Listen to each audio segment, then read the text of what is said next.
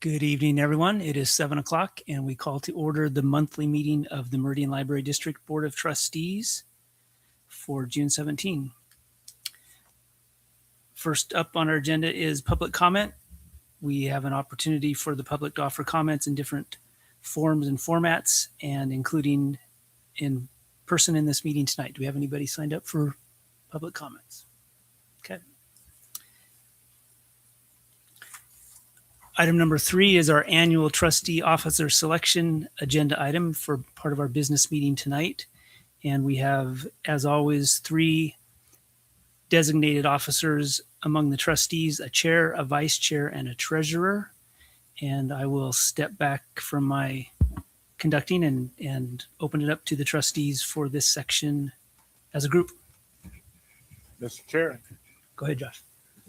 in light of historical precedent and phenomenal work conducted to date, I move that Trustee Kohler be elected as chair, Trustee Hart be elected as vice chair, and Trustee Knutson elected as treasurer for the upcoming year.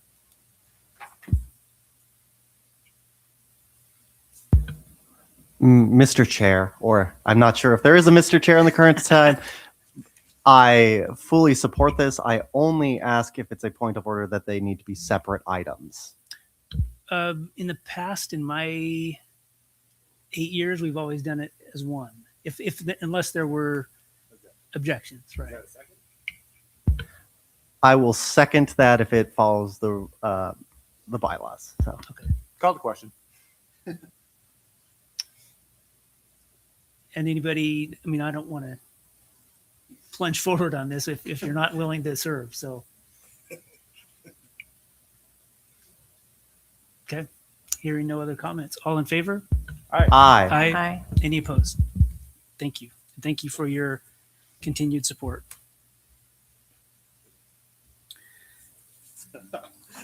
Item number 4 on the agenda is our consent agenda, where we consider routine action items that do not require or likely to require any special discussion. And tonight we just have one item on the consent agenda, and that is the approval of the previous month's minutes from our regular meeting last month. Are there any objections to approving the consent agenda? Hearing none, the consent agenda passes by unanimous consent. Next on the agenda, item number 5, the approval of the April 2026 financial reports and also the disbursement approvals for April 2026. We'll first have an opportunity for trustees to ask questions about these items, and then we will consider these as 2 separate action items. Director Grove.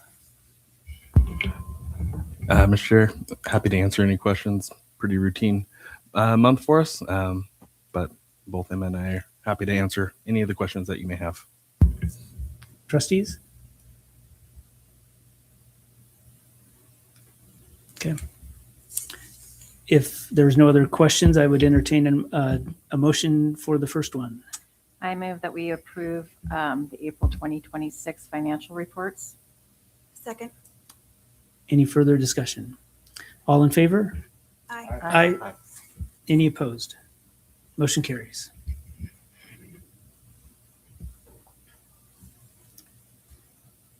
Is there a motion for approval of the disbursement approvals? Mr. Chair, Trustee Castle. I move that we. Sorry, I apologize. I move that we disperse the April 2026. Approve the dispersal. Thank you. Yes, I move that we approve the approve disbursement dispersal for approval. April 2026. Thank you. Thank you. Second. Thank you. We have a motion and a second. Further discussion? All in favor? Aye. Aye. Any opposed? Motion carries. Next is our monthly report from our library district director, Director Grove. All right. Thank you, Mr. Chair. Keep it pretty simple and be able to open it up for questions this month. Since this isn't your annual one, want to give you as much time to ask questions and move on to some of the bigger topics. But we're moving forward with all things Cherry Lane renovation. In the pictures list, shown there is the one on the left is the staff work area. And you can kind of see the window that goes horizontal that will look into where the sorter machine is. and that is all coming together quite well. The picture on the right is really interesting. So the plastic that you can see blocking off that space that used to be the children's area, which will now be adult fiction, and then further in the teen space, is really cool because what they're doing is ionizing the air to seal in the room, essentially to make it so that it is better insulated. And because this is an old building with a lot of oddities to it, that we've opened up the walls and the ceiling and the floors, this will help seal in the building a little bit more, and make it more energy efficient in the long run. And so they'll be doing that throughout, but it was a really cool feature that they brought in on this project. This is the area that used to be the staff area on the left. It is now going to be the adult nonfiction, and there's also, let's see, 2 or 3 bathrooms on the wall that you can see the doors, and a wellness room over there. And that is really taking shape. And then another picture of the program room that I think we've shown you before. But this is having the ceiling kind of starting to take that pitch. And you can barely see it here, but they have these large access doors that they're having to put in so that we can get up and change the filters on all of the units throughout this space, and then also throughout the building. But we had to do these ones a little bit different. That program room is really coming along. I'll pass it over to Vasile. He has some summer reading updates.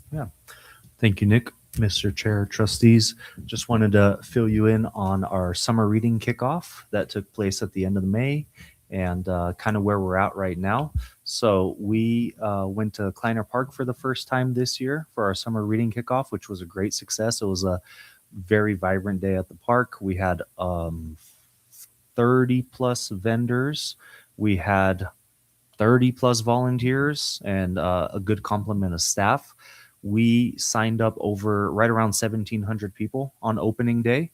So it was a very well attended event. As you could see in the photo in the middle, we had lines for folks waiting to get signed up, and we kind of improvised on the spot and started giving them QR codes so they could sign up before they made it to the line, and gave out a ton of free books. We had science performer, I guess, a science teacher who was doing all sorts of cool stuff, and it was just a really awesome, vibrant event at the park. So we definitely want to double down and continue using Kleiner Park. Any early challenges that were presented to us in the planning process were all fixed in time for the event. And anything that happened during the event we dealt with, and it was pretty, about as smooth as the summer reading could get. So it was really nice, well attended, great atmosphere, and some updated numbers. So we had right around 1,700 signups at kickoff, and we're right around 5,851 as of today. So 5,851 roughly. In the last time I checked. So it's been a big success. Folks are coming in. We have a new system this year for the bookmarks, the logs. Every 10 days, folks come in and submit their logs. And I know all the branches have been busy with constant stream of people coming in. So far it's been a great time. And even though we're sharing things for May, we've had several pretty big programs take place here in June. Which included here at Orchard Park, we had a community art party outside, which had over 500 attendees. We had a Jurassic Jog fun run, which had over 100 people, and some terrariums that were being built. So kind of themed with the current summer reading theme under the story, but ultimately people are reading, they're signing up, they're coming in and checking out books and doing a great job. So we're excited for summer reading so far. And I'll take any questions if you have. Actually, sorry, I have one more slide to share with you. MLD library card holders, we ran numbers a few days ago, and we're getting closer to our goal of 60,000 library card holders. We're at 53,382. with just over 6,600 left. And we've been doing a lot of, during these big programs, we've been able to get a big influx of signups. We have outreach events we're tabling at. So we're still, getting out in the community with the goal of, we're going to share what we do here at MLD and encourage folks to sign up. So we're looking good, feeling good about that goal. And with that, I'll take any questions.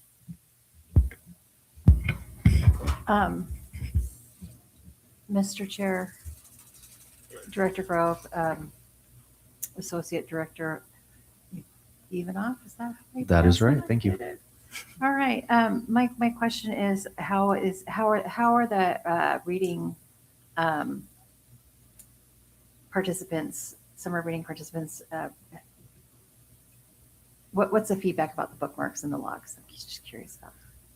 Overwhelmingly positive. I think largely it's positive. I gave a personal example that for my family with my toddler, it would be better to have a multi-page log, but we're very busy. I mean, we're having our volunteers in our booths. The feedback is people are coming in to redeem their logs to get their prizes. So it's I think it's definitely been a good experiment and it's largely successful. But summer reading, just like with the goals we set, it's not a one size fits all approach, right? So it's always going to work differently for different families with different age kids and dynamics and so forth and so on. So a big part of what we tried to do this year was look at what we've always done and see where we could innovate and try something new. And so far it's been pretty great.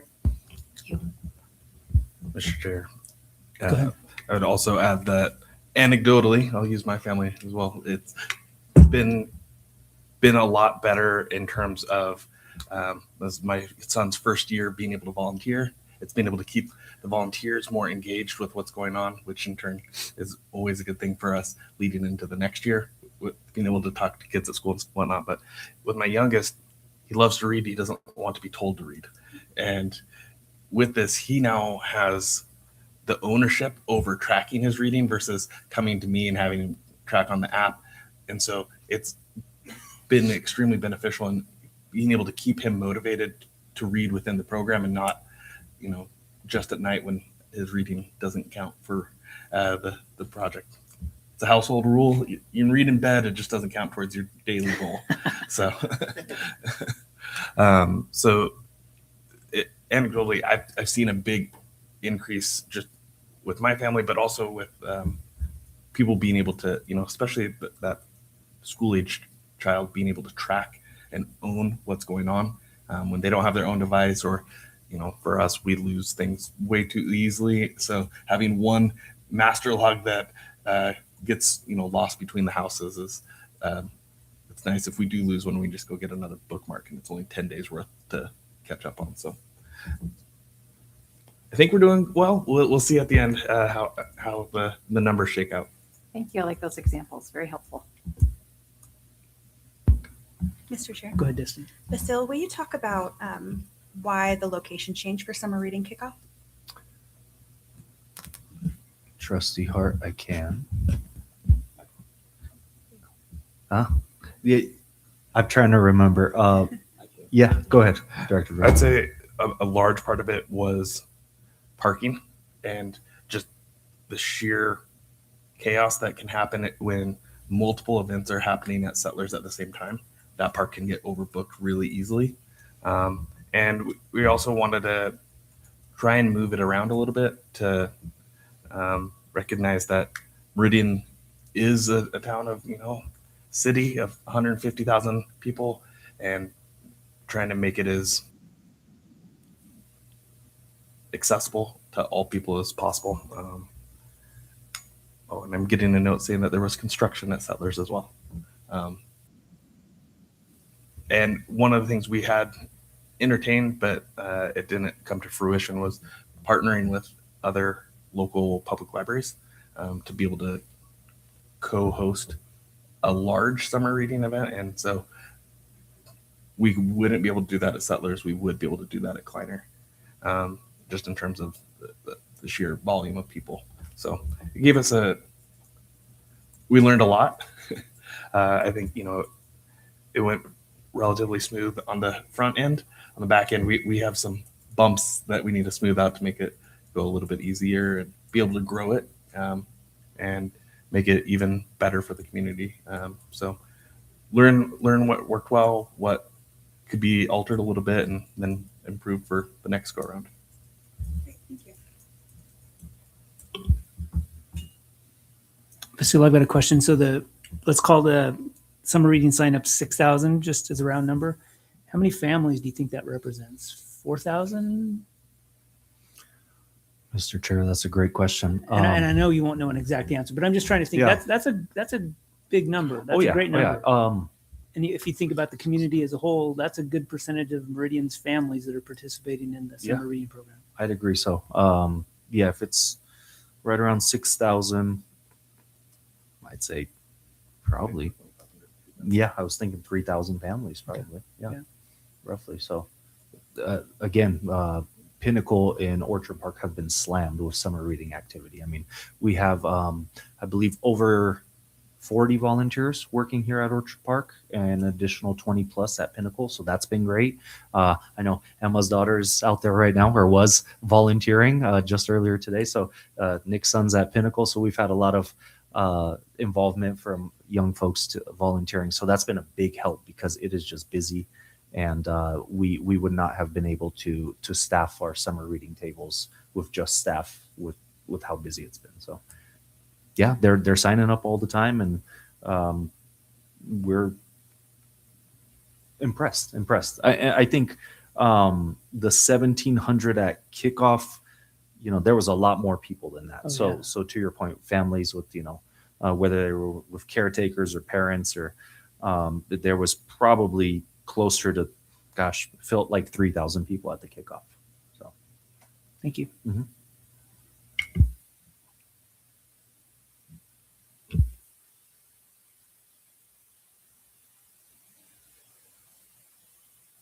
So I've got questions on Cherry Lane. I'm not gonna hold you to this. What is our current date of occupancy for the building? And then if you had to give us a grand opening date. Great questions. So we are anticipating getting the keys and certificate of occupancy in late November. We have the sorter machine going to be installed somewhere in late December, early January timeframe, and we'll begin hiring the library assistants and the library pages. So there's 2 teams worth of people that will need to be hired. So I think that's a total of 19 people that need to be hired for the staff. We'll do that starting in January, and then try and have them on staff by President's Day in February, which would be our annual staff development day. And then we will be aiming for a March 1st opening or thereabouts, depending on what day kind of shakes out in terms of being a good ribbon cutting day. But that, if all things go as planned, that is our goal, and trying to give ourselves some of that wiggle room that we haven't had in the past, with trying to make things too tight and not being able to address things in real time as they come up with the finishing of, not having doorknobs or something like that. That doesn't stop you from getting occupancy, but it does stop you from being able to run a library efficiently. So. Okay. Keep us posted. Will do. Other questions on Cherry Lane or other items? Go ahead, Laura. I'm just curious when we can start touring. That is a great question. Anytime you want, reach out to us and we will set up a time to go. Most of the workers are gone in the afternoon. And so we can set up a time, and as long as there's no more than 2 of you at a time, we can take you through at any given point. Yeah, I mean, yeah, we could take everyone. We just have to post it. But yeah, anytime you want to go, happy to walk you through. It's fun seeing the changes as they're happening. The pictures don't, completely do it justice. So yeah, reach out. We'd be happy to take you. Yeah.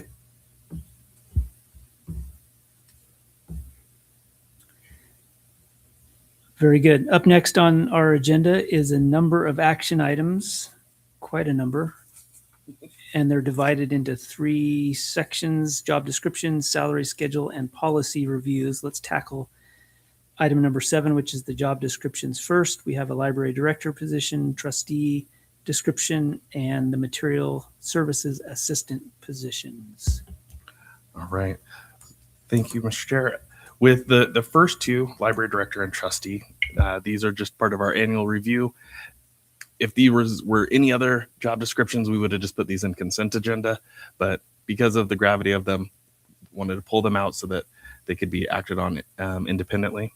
The material services assistant is a new position that we will have at the warehouse, and it is anticipation of the new automatic handler that will be installed there, and making sure that we have people with the right job duties assigned to work with the collection and help with the material services department, being able to get into accounts and help with movement of materials along with the pages that are there to help get the books on the shelf and pull holds.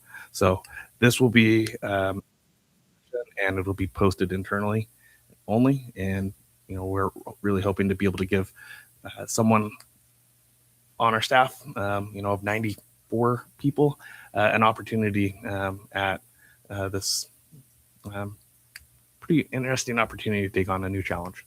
So that's those. And then I would go ahead and say the salary schedule, kind of like we talked about last time. We have a new job position, so it's on there. We will be looking at possibly, and maybe we can talk about that when we get to that point, a revamp of how we do the job or the salary schedule, so that it doesn't have to come back to you all every time a job has changed. And so essentially taking the job descriptions off of it and then putting the pay grade on the jobs itself, so that we don't have to have an extra piece. So when you get to that one, here in a few action items, would love to have your feedback, but those are the three job descriptions, and then a little bit of the salary schedule, just adding the material services piece. So Thank you, Nick. Questions from trustees on these 3 job descriptions? Mr. Chair, Director Grove, when I was reading the library director description, there's quite a bit of information and skills and abilities added on page 3, specifically starting on line 9 and going through line 20. And I'm just curious. I like it. It makes sense to me. Curious as to how that will be measured, how those qualities will be measured. So like a future thinking mindset, culture of accountability, things like those things specifically. I'm sorry, which lines were those? It's on the library director, Mhm. and on page 3. Oh, 3. Sorry. No, it's okay. Starting really a lot on line 9, but I'm looking more specifically at lines 15 through 20. And I'm curious also about the history of the changes, like why more specific? Let me ask Vasile. He Okay. helps with most of the job No, that's description okay. pieces. So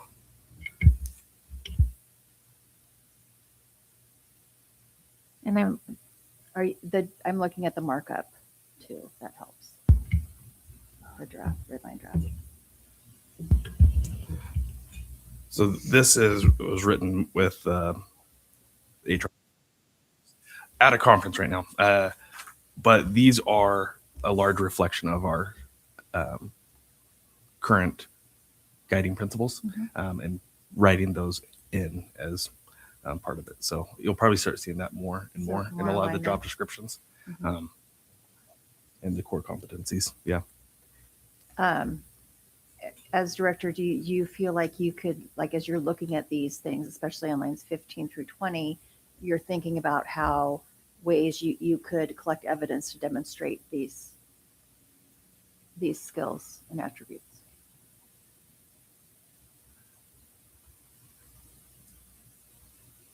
I don't have a tangible thing that I would have right now, but yes, Okay. I think there's some very concrete ways to be able to show some of that, and I think some of that can be built out in how internally we have the rest of the staff's annual reviews and being able to pull some of those pieces out and be able to provide context for you all as you do my review next month. And your self-evaluation as well. correct. Okay. And so I can definitely write in a lot of those in my self-evaluation for you all.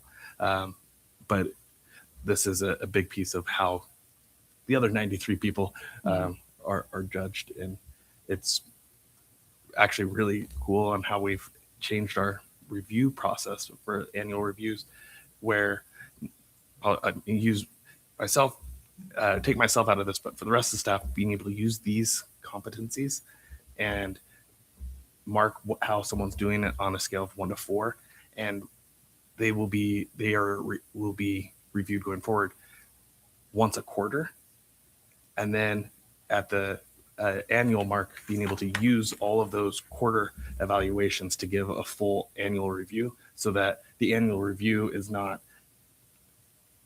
a prisoner of the moment, and being able to give a more true feedback. And so keeping them really simple, of just 13 things ranked 1 through 4, and not writing these big pieces. But like I said, I didn't write these ones, so I can't speak specifically, but I'm pretty sure that's how she has started adding those in. Some formative along the way and then ending in a summative, essentially. Correct. Is that something that would be beneficial for you as director to do that?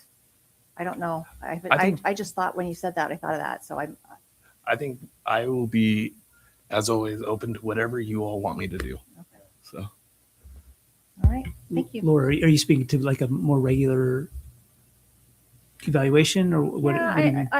I know you do check-ins. I know the president or the chair always does check-ins with the director, and that's ongoing throughout the year. So I didn't know if that was more, if that check-in would be more strategically done around these competencies or not.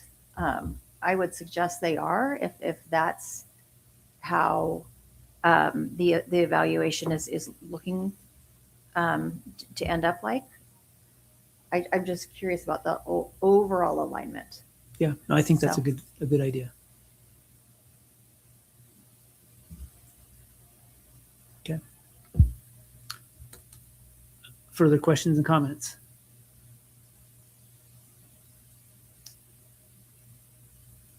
Go ahead. Laura. I move that we approve the library director job description. Second. Thank you. We have a motion and a second. Any other discussion? All in favor? Aye. Aye. Aye. Any opposed? Motion carries.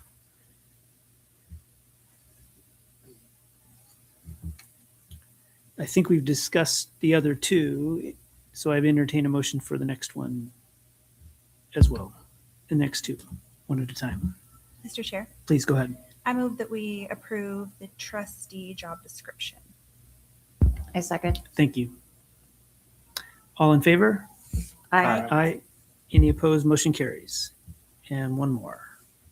Mr. Chair, Yes, please. I move that we approve the materials services assistant job description. Second. Thank you. Further discussion? All in favor? Aye. Aye. Motion carries. Thank you. Item number 8 is our salary schedule. Director Grove touched on that a few minutes ago. So I think the change to the salary schedule is simply inserting that new position onto the table itself.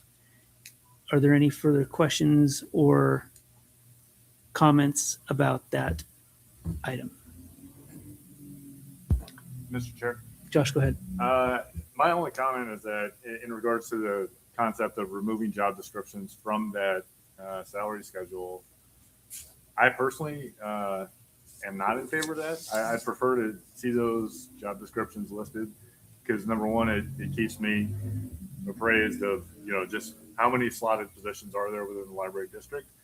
And it's kind of useful to me as I look through the schedule to equate salaries to the job descriptions and knowing what the supervisory or, what the job requirements are for those. It's a useful tool for me. So that's my only comment. I would completely agree. Yeah. And it may be a pain to add them in there and do an action item, but I think perhaps the value exists to just keep them that way. We don't always, as trustees, know the level of progression for all of those as well as you do. So, but maybe if you wanted to show us side by side, we could. Sure, I'm happy to do it. It doesn't make it any more work for us, other than making sure that you have an action item when those changes happen. So if you all want us to keep it that way, we have no problem doing it. It was more of we could take out an extra action item if that's something that you wanted us to do. Mr. Chair. Yes. As Nick was speaking, I just realized another useful item, I think, would also be, if it's not any more work to keep the current job descriptions listed, I'm wondering how much more work would it be to add a number column identifying how many of the 94, employees are actually within each of those scales. Because I've kind of wondered about that at times. And I understand that there's the base, the mid, and the long-term progression on the salary side, but just a ballpark number of how many employees are within each of those grades is a tidbit of information that I would appreciate having if it's not too much trouble to get added. Mr. Chair, Trustee Cummings, would it be okay if we didn't add it to the salary scale, but rather did a report in a director update? Yep. with those numbers and that would be totally great. Just like the current director updates has the kind of the snapshots for personnel. I think, that would be fine as well to keep the salary schedule a more, I don't know what the word for it, untouched entity. Easy to do. Happy to do it. Cool. Thank you. Director Grove, Mr. Chair, I worry a little bit about that strategy of adding a count or that kind of perspective. I just want to be cognizant that we're not showing information about employees that they may not want to share, right? Or that we're being aware of that obligation. There's something I'm circling around, like an HR obligation to not be constantly sharing someone else's salary. Now, I know we're the board, we kind of set the whole thing, but I don't know. You could almost, if you know that there's only two people in a single set, and you know that, okay, this is the only two people in this set, well, now you know their exact salary, right? Mr. Chair, Trustee Castle, I would somewhat agree. However, with the state of Idaho and the Transparency Idaho laws, that information is already out there. And so, and we already have our entire org chart on our website for hiring and what those positions are. It shows our org chart has, that's on our website on the employment page, has a breakdown of our entire org chart and then links out for those positions. And you can see how many of each of those positions there are because it does show the entirety of the org chart. And then our salary scale is also posted on our website along with that. It's already out there, and to be just overly transparent as much as possible. Mr. Chair and Director, thank you. I appreciate that clarification. I just like to be cognizant of certain concepts. And it might be a good idea to have not just an employee count, but also an FTE, because some people get mixed up on, we've got 93 employees. That doesn't mean we have 93 full-time employees and the associated salaries. Yeah, I would be happy to break that down either this month or next, either July or August. It might make more sense in August to to do it. I might, or to do it both, but I can do our current one in July and maybe our updated one in August. That way we can have some numbers that go with the budget and how that is put in place. So maybe if it would be okay with you, I could do a snapshot in real time of where we're at in July, and then a projection of what we're looking at for fiscal year 27 and our budget meeting in August that would start largely in October. Sounds good to me. Everybody okay with that? Okay. Very good. So that takes us to the action item for number 8. Mr. Chair. Yes, please. Mr. Chair, I move that we approve the salary schedule as presented and published. Second. Thank you. We have a motion and a second. All in favor? Aye. Aye. Motion carries.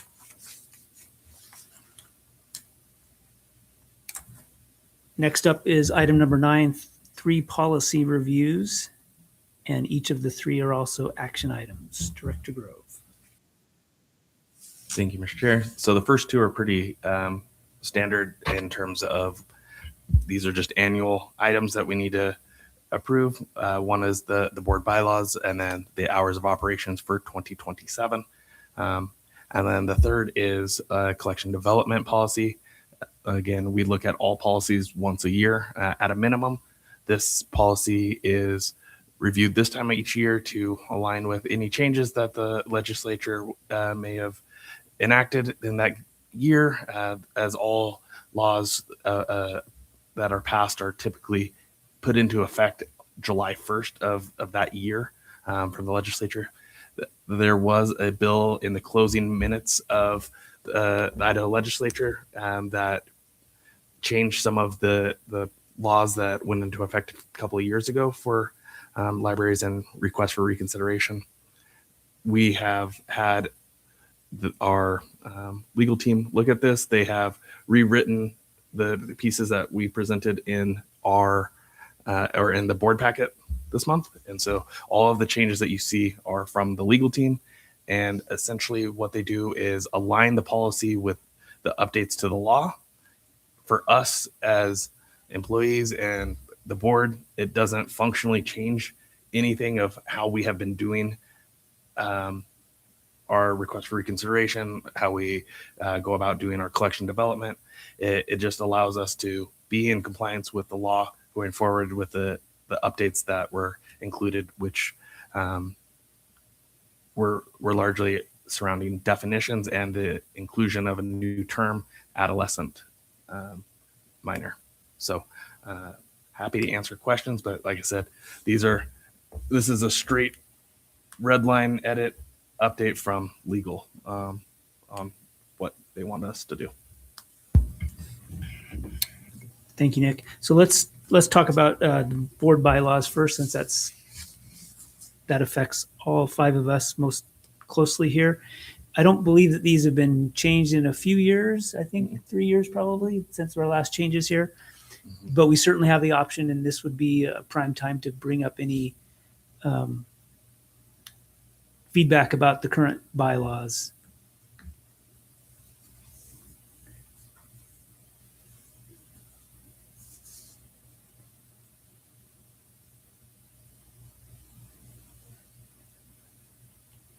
Okay, sounds like folks are generally on board with them. I think most of us here, having served for a number of years, are fairly familiar with how things work, and I can't recall anything that's come up where we've thought, oh, we need to account for this in our bylaws. That's my opinion. Any further discussion or questions on the bylaws? If not, I would entertain a motion. Mr. Chair, Yes, please. I move that we approve the board bylaws. Second. Thank you. We have a motion and a second. All in favor? Aye. Any opposed? Motion carries. Hours of operation and holiday closures. Again, following the patterns of past years here. Mr. Chair and Yes, sir. Director, I noticed that Veterans Day wasn't included on this. Is that common? Mr. Chair, we haven't had that on there in 10 plus years from my recollection. I don't remember I wasn't in a position of leadership at that point, so I don't recall what that discussion was, but I know it's been a very long time. But I could not tell you the answer to that. The only change in recent years has been Juneteenth. Juneteenth is the only one that we've added or changed in any way in the 4 years that I've been doing it. I mean, I don't mean to bring up a question out of the box, right? I guess it's just a question to ask, I consider it a major holiday, not everyone does,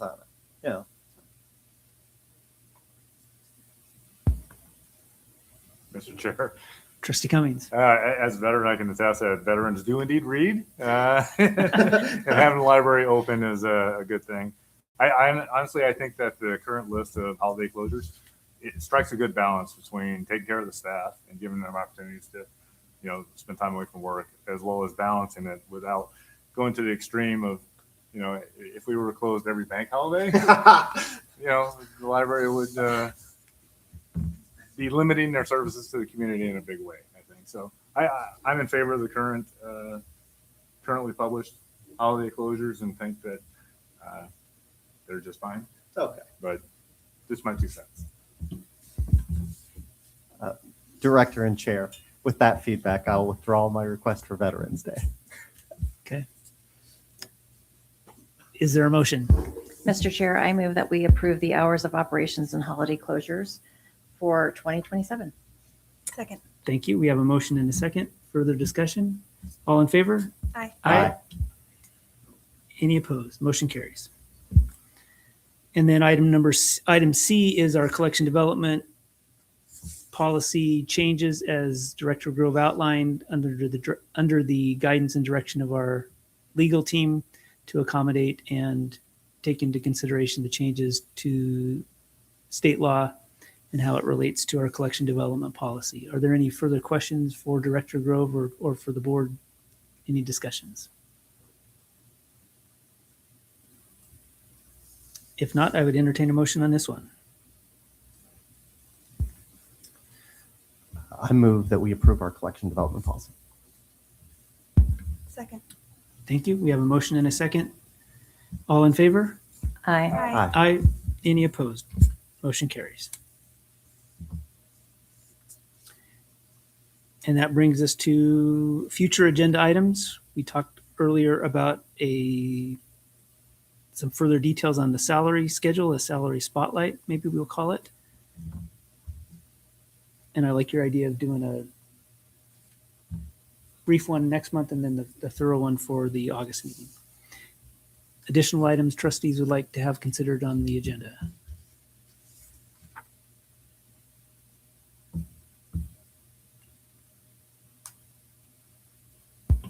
Mr. Chair, just as a FYI, so next month we'll hopefully be able to start seeing, we'll have a draft ready for the budget for the upcoming fiscal year. We'll have some good data to show. I know we've been spending hours and hours trying to get that put in place for you all, and then we'll soon after that, after the July meeting, we'll have it scheduled out for when we have our special meeting to adopt or to publish the agenda or to publish the budget, and then we'll have the budget hearing at 6:45 on the day of our August regular meeting, and then at 7 o'clock we'll have our regular meeting. So just kind of giving you a heads up of the progression of what that, and I believe that will be Wednesday, August 19th. If I'm getting that day. So Wednesday, August 19th, 6:45, we'll have the budget hearing, and then at 7 o'clock we will have our regular meeting on the 19th. So. Okay. All right. You're always welcome to email me or Nick if you have some other items you want to consider for the budget. And with that, we are at the adjournment of our meeting at 7:44. Meeting is adjourned. Thank